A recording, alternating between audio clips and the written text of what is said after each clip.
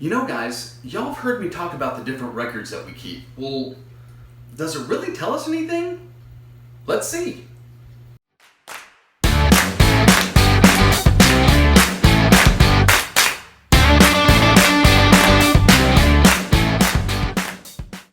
Hey guys, welcome back to CNC Reptiles. I'm Chris, and of course you can see I'm missing Carly again. She actually had some homework. I tell you, this homeschool quarantine homework has been kind of crazy, and so she's finishing up some assignments there. But normally we are a father and daughter team that really just keeps ball pythons and enjoys sharing it here on YouTube with you. And you know, if you're new to the channel, please consider hitting that subscribe button, maybe leaving a comment down below or a like. We would certainly appreciate it. And of course, if you're a returning subscriber, guys, really appreciate the support that you're giving us. It really does mean a lot to us. And so today, guys, yeah, we're talking about record keeping and stats and data points, which, to be quite honest, Carly wasn't really inspired by anyway, so she was okay with us making this video. So we've talked about this before, guys, and how important it is to keep proper records. And before we get into kind of some of the cool things that it started to show us, just again, some of the things that we keep, you can see here. Obviously, we keep what the snake is. So this, for instance, is Cutie. She's a female piebald. We keep the breeder that we got her from, her date of birth, who the mom and the dad was, and then of course we keep the weight. So we keep the date that we recorded, and obviously what the weight was. Also the feeding. So we're currently recording both the date and the weight of all the feeders. I've actually kind of got another total nerd project that I'm doing I'm trying to kind of come up with, maybe for new keepers, because I know it was somewhat difficult for me to understand sizes and what that kind of meant with snakes and what a proper feeder looked like. So I've kind of got a side thing going on with that. So we're recording all of that right now. We're recording both the dates of when they shed and also how much they weighed when they shed, whether it was full, partial, what have you, and then just some extra notes. And primarily what that encompasses is like feeding time. So, you know, if it was later or earlier in the evening. But we've recorded things like when we moved them over to ReptiChip from paper towels, when we've upgraded tubs, any other just little pertinent information that may come along that we just want to keep track of, right? So that's kind of in general what we record. But does it matter? Does it really tell us anything? Well, subject one. This is, as you guys know, this is Cutie. She's our piebald female. She is our oldest, as well as our biggest ball python that we have. So let's talk a little bit about what we've learned since we've started keeping records on Cutie. So we got Cutie in September 15th of 2019. So that's a little over 8 months ago at this point. She was 97 grams a week when we got her. And last week when we weighed her, she was 699 grams. That's 503 grams that she's gained in the time that we've had her. And so she's never missed a meal. She's had 36 meals in that time. And you know, like I said, we're also weighing the rodents that we're giving her every week. And it wasn't every week. We started that about 14 weeks ago, give or take. Recording the weight and the rodents, but we know since the beginning, we have been recording the rodents' weight since the beginning, 1,353 grams in food. So she's actually at 47% conversion of what she eats into body weight. 47%. So she's almost 50% of everything we put in this little lady turns into body weight. That's just crazy to me. Now maybe that's not crazy. Maybe that's a normal growth rate, but that just seems absolutely nuts to me. So she was born on June 15th, so she's actually coming up on her 1 year, to be 1 year old, right? She's coming up on her birthday. I expect her to be a little over 800 grams on her 1 year birthday, right? So 800 grams, so that's a pretty nice size. For a female that we only got 8 months ago, that was only 100 grams, 97 grams when we got her, right? In September, so the end of September, if she keeps along the current growth rate, which we'll talk about, I expect her to be around 1,200 grams. So when we've had her a year, I expect her to be around 1,200 grams. Now, all of that is, of course, assuming nothing happens. She keeps eating like she's been eating, doesn't necessarily have any reason to go off food. Hopefully doesn't hit that 1,000-gram wall that we hear so much about.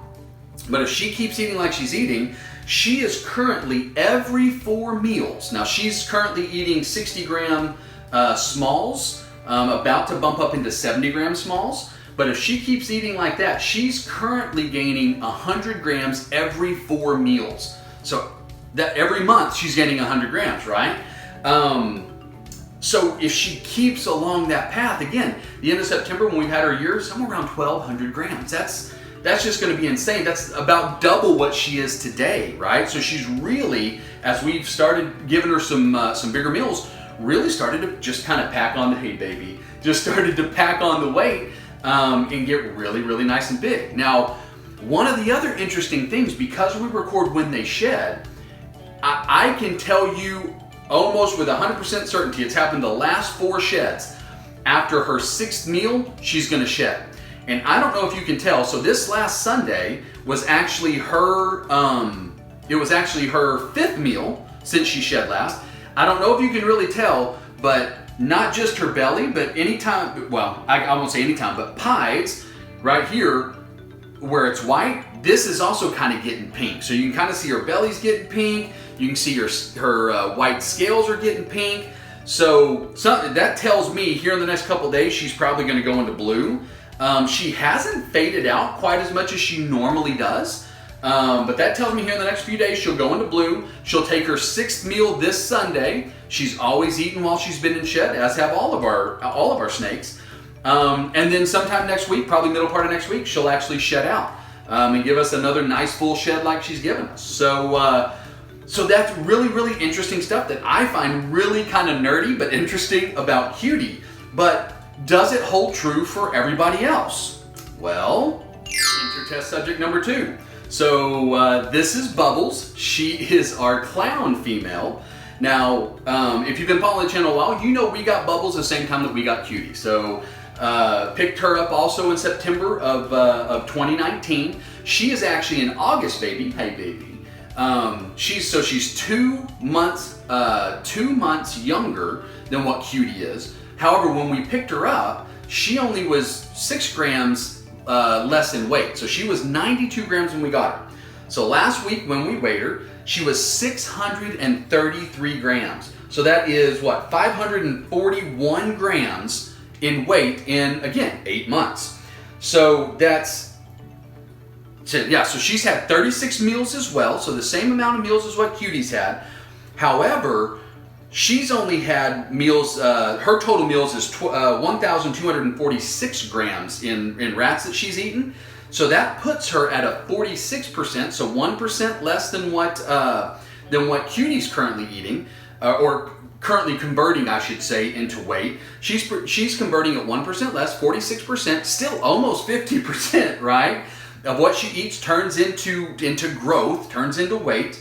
But she's had 100 grams less in total meals, right? So if you took that 46% over 100 grams, that would be 46 grams, right? So she could be in the neighborhood of about 680 grams right now if she had eaten the same amount or the same size meals as what Cutie had, right? So still converting at a very high rate. So she was born on August 15th, okay? So she's got a birthday coming up pretty quick. And I expect her to be at around 940, 950 grams on her birthday. And then somewhere in the neighborhood of, I don't know, 1130, 1140, somewhere like that, after we've had her a year. Now she, unlike Cutie, takes 5 meals, or has been taking 5 meals, I should say, to get 100 grams of weight, right? So 5 weeks, 5 meals, and she puts on 100 grams of weight. That is until she hit 500 grams. And this holds true in what we saw with Cutie as well. When she hit 500 grams, it only took her 4 meals to get to 600 grams. Cutie did the same thing. So when she hit 500 grams, it took her 4 meals to get to 600, and only took her 4 meals to get to 700, right? So she is currently 633, so a couple more meals and she may be at 700 grams if she kind of follows the same suit as what Cutie's doing, right? So that 500 gram mark may be a kind of a benchmark, so to speak. So we'll kind of see if that holds out for the ones that we've got coming behind these two. So right now, every 4 meals, assuming it holds true for 600, she's putting on 100 grams.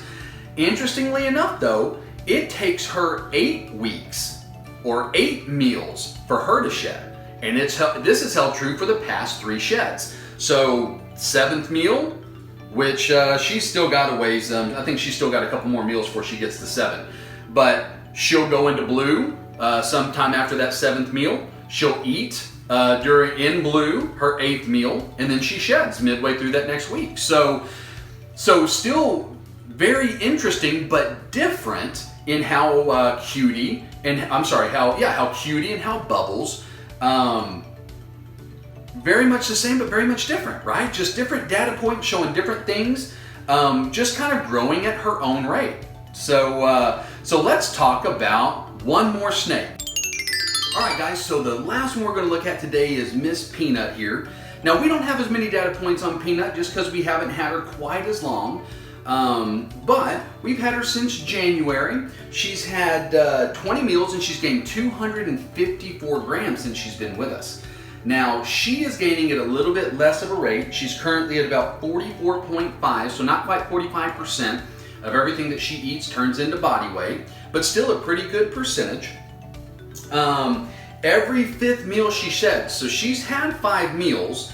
She doesn't quite look like she's ready to go into shed yet, so she may be pushing to that 6 meals. Maybe she'll go into shed sometime this week. And shed out next week potentially. It is kind of difficult sometimes to tell with hypos when they're gonna go into shed because they already kind of have that dull coloration. And really some things that we've seen with her when we first got her. One of the notes, and this is again why we keep them. She ate 3 meals with me and didn't go to the bathroom. Right, so over 3 weeks, ate 3 meals and didn't poop. Kind of got me a little concerned, and so gave her just a quick soak in some warm water, and in about 5 minutes she pooped, pooped a lot, and it looked like what she had was some substrate from the breeder previously, like maybe some cypress mulch or something like that was maybe in there and kind of hindering her a little bit from passing everything, but she got it passed. But I noticed that time she also had this little umbilicus thing, and so I just kind of started watching that. And it's been fine ever since. We really haven't seen much after that. So we're not really going to cover Kalahari or Angel. We don't have enough data points on them. But guys, I hope this kind of answers why maybe we want to keep those quality records. So that is my 3 girls and what we've learned about them so far. So guys, we'll see you in the next video. Bye.